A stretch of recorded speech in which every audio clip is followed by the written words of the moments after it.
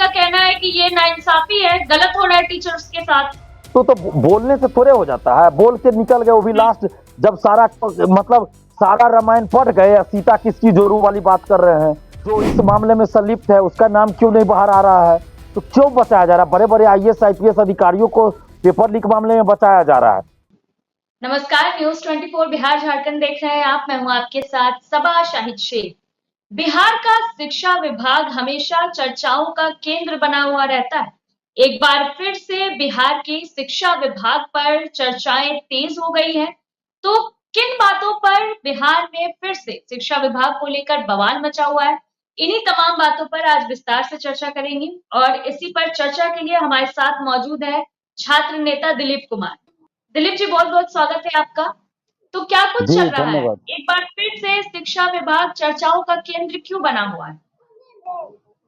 देखिए, हमें तो लगता है इसमें बहुत बड़ी साजिश भी हो सकती है कि जब भी कोई बहाली में गड़बड़ी, पेपर लीक का मुद्दा आता है तो एक नया बखेरा बिहार में शुरू कर दिया जाता है मुद्दों से ध्यान भटकाने के लिए। कहीं इस बार टीआरई 3 पेपर लीक से ध्यान भटकाने के लिए तो नहीं, ये होली के समय में छुट्टी नहीं देके एक दिन आगे छुट्टी दी गई है।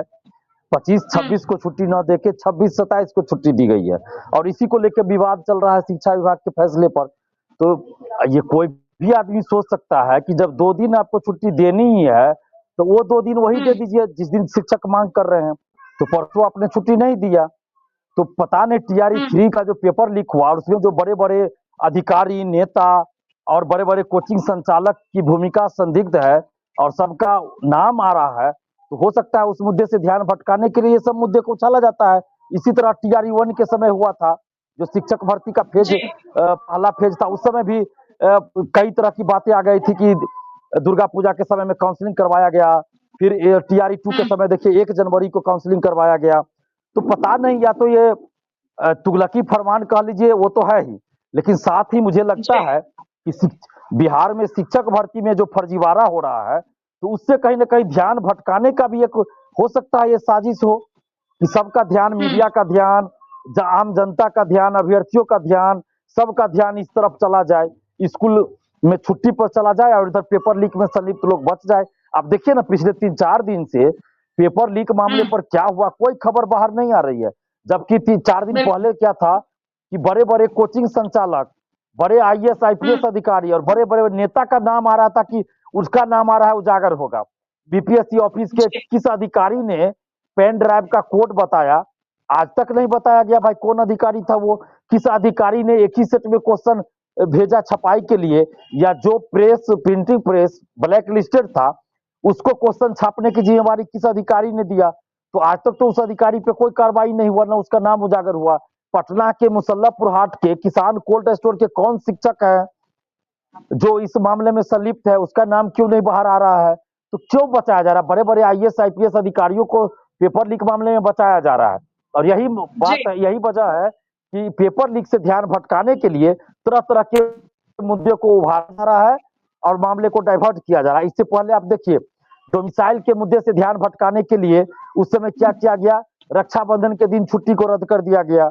तो ये सब तरीका चल रहा है बिहार में कि जो मुख्य मुद्दा है, जनहित से जुड़ा मुद्दा है, युवाओं से जुड़ा मुद्दा, उससे ध्यान भटकाने के लिए कुछ ऐसा बयान दिलवा दो कि सारा मीडिया उसी में लग जाए, सारा मीडिया उसी में लग जाए। उस समय डोमिसाइल का मुद्दा चल रहा था। जी दिलीप जी, पेपर लीक की बात करें तो पेपर लीक में तो नॉर्मल जो लोग होते हैं वो तो पकड़ा जाते हैं, लेकिन जो इनका जो मास्टरमाइंड होता है वो तो हमेशा बच जाता है। और आखिर इतना सब कुछ होने के बाद भी पेपर लीक हो कैसे जाता है? कहाँ नाकामी है सरकार की? यही तो समझ में आ रहा है ना हम लोगों को भी और बिहार की 14 करोड़ जनता को और युवाओं को भी, कि जब पेपर लीक में आप बार बार लोगों को पकड़ ले रहे हैं तो फिर अगली बार पेपर लीक आपका कैसे हो जा रहा है?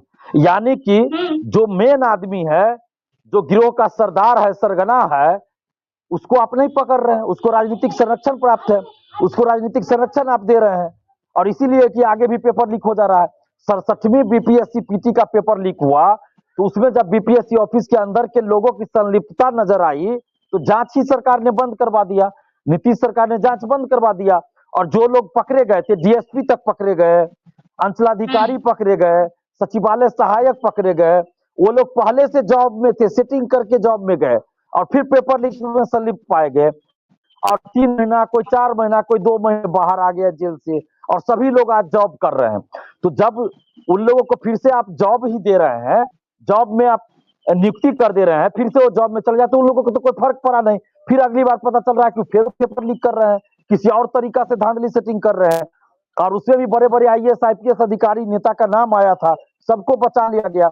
और इस बार भी TRE 3 में जो विशाल चौरसिया का नाम आया है, जो अरेस्ट भी है, उसके बारे में भी कहा जा रहा है कि वो सेटिंग से जॉब में गया और इससे पहले वो कई परीक्षाओं का पेपर लीक करवा चुका है।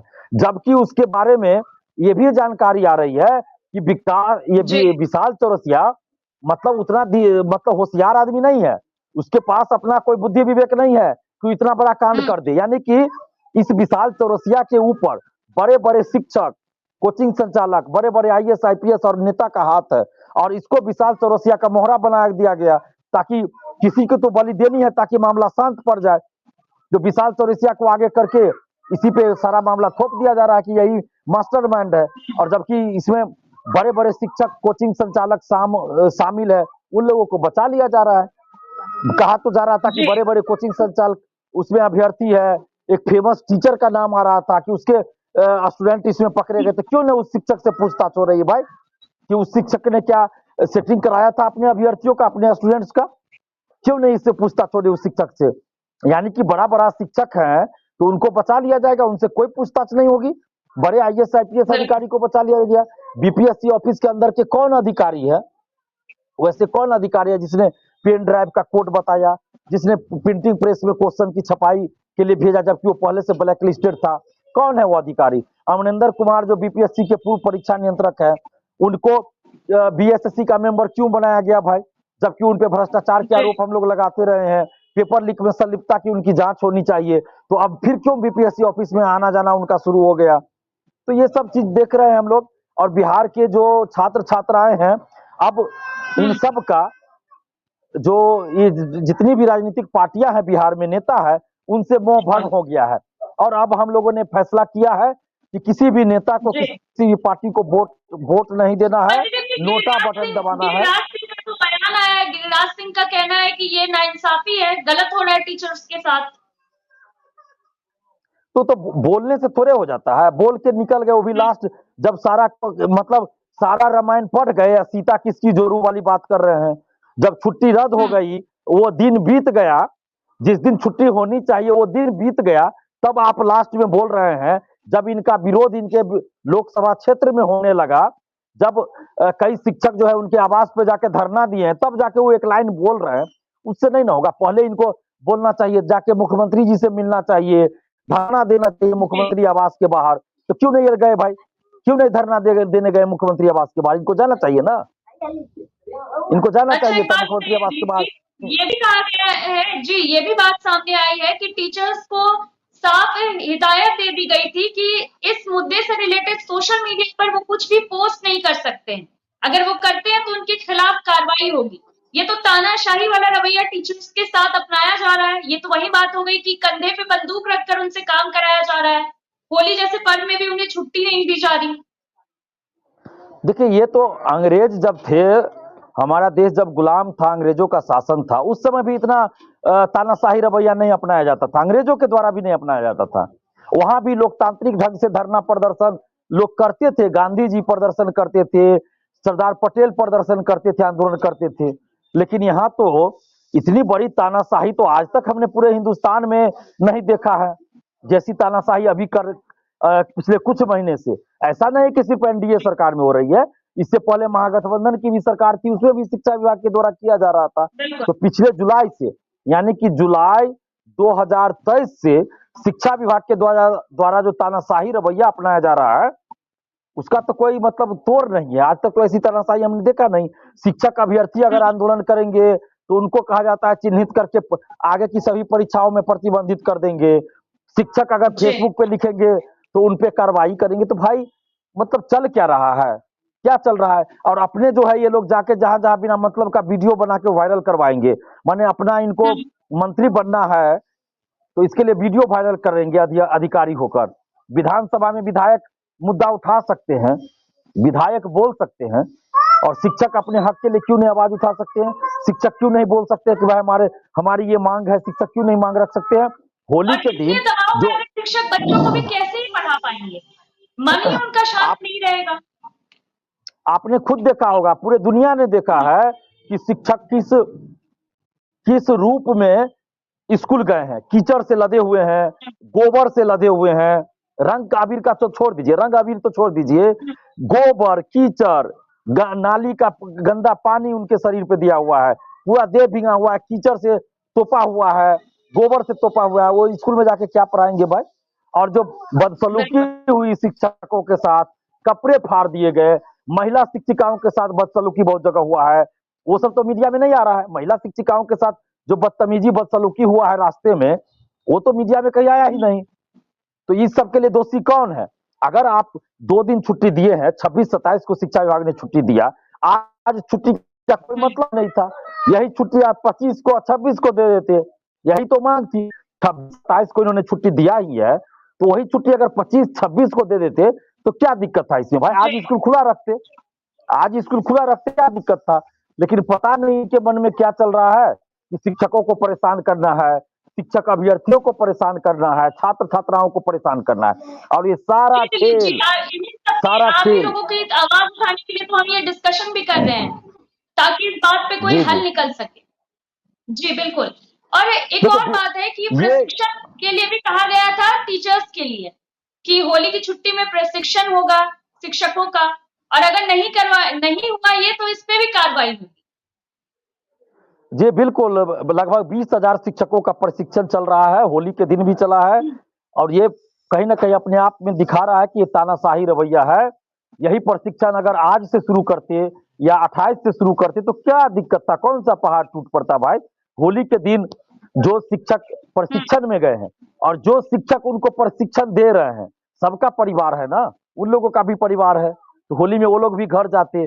और आपने कई प्रशिक्षण सेंटर का तस्वीर देखा होगा, वीडियो देखी होगी आप भी, तो उसमें सब अश्लील गाने पे डांस चल रहा है। तो क्या इसीलिए के पाठक और नीतीश कुमार जी प्रशिक्षण दे रहे थे कि वहां महिला शिक्षिकाएं और शिक्षक जो है पुरुष शिक्षक एक साथ अश्लील गाने पे डांस करे, और देवर साली और भौजी वाला गाना डांस करे, इसीलिए मतलब प्रशिक्षण दिया जा रहा था क्या कि महिला शिक्षिकाएं भी अश्लील गानों पे डांस करे? तो ये सब जो है बिहार की शिक्षा व्यवस्था को ध्वस्त करने का एक नया तरीका इन लोगों ने ढूंढा है कि ऊपर से दिखाएंगे कि हम गुणवत्तापूर्ण शिक्षा के लिए प्रयास कर रहे हैं, और अंदर अंदर शिक्षा को खोखला करेंगे। बेंच डेस्क के नाम पे करोड़ों अरबों का घोटाला बिहार में हुआ है। शीशम की लकड़ी होगी, शीशम का तख्ता दिया जाएगा, और तख्ता किसका है? बोकला हम लोग बोलते हैं गांव घर में उसको, बोकला। कोई काम का वो लकड़ी नहीं होता है, जलावन का काम किया जाता है उस लकड़ी से। उस लकड़ी का तख्ता दिया गया है। हम तो कह रहे हैं सरकार से कि जांच करवाइए ना भाई, कितने स्कूल में शीशम के लकड़ी का यूज किया गया है, आम के लकड़ी का कितने में यूज किया गया है, कटहल का किया गया है, बोकला का किया गया है। आप जांच करवा लीजिए। बेंच डेस्क का हर एक स्कूल में अरबों रुपए का घोटाला हुआ है, अरबों रुपए का घोटाला हुआ है। मट्टी भराई के नाम पे, रिपेयर के नाम पे, जहां 5,000 में रिपेयरिंग हो सकती है दीवार की, वहां 5 लाख का बिल बनाया गया है। 5 लाख का, 5,000 की जगह 5 लाख का। इस तरह से तो स्कूल में भ्रष्टाचार चल रहा है, और ऊपर से दिखा रहे हैं कि गुणवत्तापूर्ण शिक्षा, जनता के पैसे का दुरुपयोग हो रहा है, घोटाला पे घोटाला हो रहा है। शिक्षा विभाग में सबसे ज्यादा घोटाला चल रहा है, भ्रष्ट है शिक्षा विभाग बिहार का, और इसके कई अधिकारी भ्रष्टाचार में संलिप्त है। आज एक बीईओ की कमाई देख लीजिए कितना होता है, ऊपर तक इन लोगों को पैसा पहुंचाना होता है। जो प्रखंड शिक्षा पदाधिकारी है वो खुलेआम बोलते हैं कि हम क्या करें, हमको तो ऊपर पैसा पहुंचाना है, जिला शिक्षा पदाधिकारी को पैसा पहुंचाना है, जिला शिक्षा पदाधिकारी शिक्षा विभाग के ऊपर तक पैसा पहुंचाते हैं। हर एक स्कूल के हेड मास्टर को बंधा हुआ है, हर एक महीना आपको 5,000, किसी को 7,000, किसी को 10,000 पैसा भेजना है। हर एक स्कूल का बंधा हुआ है, जितना स्कूल में कैपेसिटी है स्टूडेंट्स का, उस अनुसार पैसा बंधा है, स्कूल से पैसा जाना ही है। और वो जो देखा जाता है ना, जो विजिटिंग होती है स्कूल की, वो सब दिखावा है, वो सब दिखावा है कि हम आपके स्कूल में आ रहे हैं विजिट करने के लिए, बस वो दिखावा है। हर महीना 5 से 10,000 स्कूल को भेजना है, ये बंधा हुआ है। तो इसकी कौन जांच करेगा, इसकी कौन देखभाल करेगा भाई? जी सवाल मेरा आपसे ये है कि अगर टीचर्स इन्हीं सब बातों पर उलझे रहेंगे, उन पे दबाव बनाया जाएगा, मेंटल प्रेशर उन लोगों को दिया जाएगा, तो फिर हमारे बिहार के बच्चों का भविष्य क्या होगा? ये देखिए हमारे बच्चों बिहार का के बच्चों के भविष्य के साथ खिलवाड़ नहीं है, और टीचर्स के साथ भी, जो हमारे बच्चों को पढ़ाएंगे लिखाएंगे, उनके साथ भी ये खिलवाड़ नहीं है। बिल्कुल खिलवाड़ है, बच्चों के भविष्य के साथ खिलवाड़ हो रहा है, बिहार के भविष्य के साथ खिलवाड़ हो रहा है। आज जो भी बच्चे आईएएस से आईपीएस या मेडिकल इंजीनियरिंग में जाते हैं बिहार से, वो बिहार के स्कूली शिक्षा से तो नहीं गए हैं। ये सब कोचिंग पढ़े हैं, कोई प्राइवेट स्कूल में पढ़े हैं, कोई बाहर के बिल्कुल। यूनिवर्सिटी में पढ़े हैं, वही लोग जा रहे हैं। आज देख लीजिए रिकॉर्ड निकाल के, आईएएस का रिजल्ट आता है, देखिए कितना उसमें सफल होने वाले बिहारी स्टूडेंट कितना है, जो बिहार के यूनिवर्सिटी से पढ़ रहे हैं, जो बिहार के स्कूल कॉलेज से पढ़ रहे हैं। नहीं मिलेगा आपको, मिलेगा ही बिल्कुल नहीं। नहीं, पहले कोचिंग की जरूरत पटना पड़ ही यूनिवर्सिटी, जाती है। पहले जो है, पहले यूपीएससी का टॉपर, आईएएस का टॉपर पटना यूनिवर्सिटी के हुआ करते थे। आज उस पटना यूनिवर्सिटी का क्या हाल है कि क्वालिफाई नहीं कर पाते हैं, पास नहीं कर पाते वहां के अभ्यर्थी। क्यों भाई? पटना यूनिवर्सिटी जैसे यूनिवर्सिटी का पढ़ाई चौपट कर दिया इन लोगों ने, राजनीति का शिकार बना दिया पटना यूनिवर्सिटी को, बिहार के अन्य यूनिवर्सिटी को भी, स्कूल कॉलेज को। आज कितने नेता विधायक सांसद मंत्री के बेटा बेटी आज पढ़ रहे हैं सरकारी कॉलेज में और यूनिवर्सिटी में। जरा एक डाटा निकाल के देखा जाए, आज पटना यूनिवर्सिटी में मंत्री के बेटा बेटी नहीं पढ़ते हैं। ये हाल है। पटना वुमेन्स कॉलेज बेली रोड वाला, उसका ये हाल है कि आज एडमिशन के लिए उनको 2-2 बार 3-3 बार मेरिट लिस्ट जारी करना पड़ता है। जबकि एक समय था जब पटना यूनिवर्सिटी में एडमिशन के लिए लोग तरसते थे, एडमिशन नहीं हो पाता था, और आज पटना यूनिवर्सिटी को बार बार मेरिट लिस्ट जारी करना पड़ता है नामांकन के लिए, एडमिशन के लिए, फिर भी सीटें खाली रह जाती है। तो ये हाल बना दिया गया इन लोगों के द्वारा। और अभी जो बड़े पैमाने पे बिहार में ये जो चुनावी बॉन्ड की चर्चा हो रही थी पूरे देश में, उससे भी बड़ा बॉन्ड बिहार में है, पेपर लीक बॉन्ड चल रहा है, जिसमें अरबों रुपए का खेल चल रहा है, और चुनावी फंड हर पार्टी को पहुंच रहा है, किसी एक पार्टी को नहीं, बिहार के हर पार्टी को चुनावी ये बॉन्ड पहुंच रहा है, पेपर लीक से पैसा उगाही करके। और बड़े बड़े नेता, बड़े बड़े आईएएस अधिकारी, आईपीएस अधिकारी और पटना के कुछ कोचिंग संचालक, शिक्षक शामिल है, उन लोगों पे कार्रवाई क्यों नहीं होती है? बड़े बड़े शिक्षक का इसमें नाम आ रहा है, क्यों नहीं जांच कर रही है सरकार? हम तो मांग कर रहे हैं सरकार से कि आप जांच करवाइए। जो अभ्यर्थी हमको बता रहे हैं, 2-3 टीचर का नाम बता रहे हैं, आप कहिए तो हम आपके चैनल पे नाम बता देंगे। उस टीचर का जांच क्यों नहीं सरकार करवा रही है भाई? 67वीं बीपीएससी में नाम आया था, अभी नाम आ रहा है टीआरई 3 पेपर लीक में, क्यों नहीं जांच करवाई जा रही है? और अगर बड़ी मछलियों को बचाया गया इस बार टीआरई 3 में, बड़े बड़े शिक्षक, बड़े बड़े आईएएस आईपीएस बड़े नेताओं को अगर सजा नहीं दी गई इस पेपर लीक में, तो अब हम लोग पूरे बिहार में एक छात्र संगठन बनाने जा रहे हैं। पहले बिहार को मजबूत करेंगे, उसके बाद बिहार से बाहर झारखंड, यूपी और अन्य राज्यों में भी जाएंगे, लेकिन पहले बिहार में एक मजबूत छात्र संगठन बनाने जा रहे हैं, और पूरा बिहार में उसका टीम बनेगा हर जिला में, और बिहार बंद का जल्द आह्वान करेंगे। और सरकार फिर भी नहीं माने तो लगातार अनशन किया जाएगा। पटना में हम लोग अनशन करेंगे, लगातार अनशन करेंगे, आमरण अनशन करेंगे, लेकिन अब नहीं छोड़ेंगे। अब बहुत हो गया, बिहार के लाखों युवाओं के साथ ये लोग अन्याय कर रहे हैं। बीएसएससी, बिहार कर्मचारी चयन आयोग से 13,000 कर्मचारियों की नियुक्ति होनी है, बहाली की प्रक्रिया चल रही है, और अमरेंद्र कुमार जैसे शिक्षा माफिया को उसका मेंबर बना दिया गया है, जो पहले बीपीएससी का परीक्षा नियंत्रक था, वो बीएसएससी का परीक्षा नियंत्रक, बीएसएससी का मेंबर बनाया अमरेंद्र कुमार को, इधर बीपीएससी का पेपर लीक हो गया। कौन अधिकारी है बीपीएससी ऑफिस के अंदर, कौन कौन अधिकारी है, कौन कौन कर्मचारी है जो सेटिंग में, धांधली में, पेपर लीक में संलिप्त रहते हो? सबको बाहर क्यों नहीं सरकार कर रही है? सब पे कार्रवाई क्यों नहीं कर रहे? कौन है वो आईएएस अधिकारी, कौन है आईपीएस अधिकारी, कौन है वो नेता, कौन है वो शिक्षक जो पेपर लीक बार बार करवा रहा है? सरकार कार्रवाई नहीं करती है बड़ी मछलियों पर। इसका मतलब है कि बिहार के सभी पार्टियों को ये सेटर, ये शिक्षा माफिया पेपर लीक से जो पैसा उगाही करती है, वो पैसा पहुंचाते हैं, चुनावी फंड पहुंचाते हैं, और यही वजह है कि सभी पार्टी मिलकर ये बड़े बड़े लोगों को बचा लेते हैं। बड़े कोई भी नेता बिहार का क्यों नहीं आज बोलने के लिए तैयार है? चाहे वो जीतन राम मांझी हो, चिराग पासवान जी हो, तेजस्वी यादव जी हो, कन्हैया कुमार हो, प्रशांत किशोर हो, कोई कुछ क्यों नहीं बोल रहा है भाई? चाहे बीजेपी के नेता सम्राट चौधरी जी हो, विजय सिन्हा जी हो, कोई नहीं बोल रहे हैं, कोई नहीं बोल रहा है। इस पे क्यों नहीं बोल रहे हैं भाई? 300 लोग हजारीबाग से पकड़े गए। देखा जाए तो बीपीएससी की परीक्षा में भी कुछ ना कुछ गड़बड़ी लगातार सामने आई। बिल्कुल बहुत गड़बड़ी, कुछ ना कुछ नहीं बल्कि बहुत गड़बड़ी। टीआरई 1 सारी, टीआरई बिल्कुल। 2 में, टीआरई 1 टीआरई 2 हम्म। में भी रिजल्ट में गड़बड़ी नजर आ रही है। सीरियली रोल नंबर वाले लगातार पास हैं, कटअप से ज्यादा, कटअप बहुत ज्यादा गया है, तो ये सब तो दिखा रहा है ना, बिल्कुल। ये सारा चीज दिखा रहा है।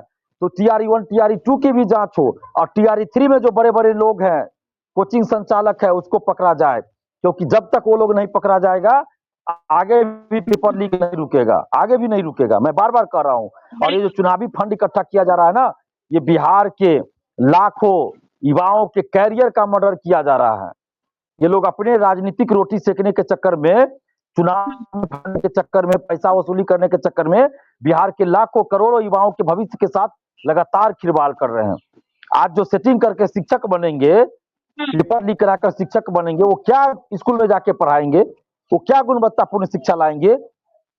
टीआरई 2 के समय में वीडियो वायरल हुआ था, जिसको जिसको देश के गृह मंत्री का नाम नहीं पता, बीपीएससी का फुल फॉर्म नहीं पता, वो लोग शिक्षक बन गए हैं। अब सोचिए कैसे गुणवत्तापूर्ण शिक्षा आएगी। तो गुणवत्तापूर्ण शिक्षा के नाम पर पैसों की उगाही की गई है, पैसों की उगाही की गई है गुणवत्तापूर्ण शिक्षा के नाम पर। और ये पेपर लीक, धांधली सेटिंग कराकर अरबों रुपए का खेल खेला गया है, और बिहार के भविष्य के साथ खिलवाड़ हुआ है, बिहार के मेधा के साथ, बिहार के मेधावी स्टूडेंट्स के कैरियर का मर्डर किया गया है। अब हम लोग इस पे चुप्पी साधे चुप नहीं रह सकते। ये नेता भले चुप रह जाते हैं, हम लोग चुप नहीं रहेंगे। अब बिहार के हर जिला में हम लोग जाएंगे, हर जिला में टीम बनाएंगे, और एक साथ बिहार के हर जिला में आंदोलन होगा, बिहार बंद का आह्वान करेंगे।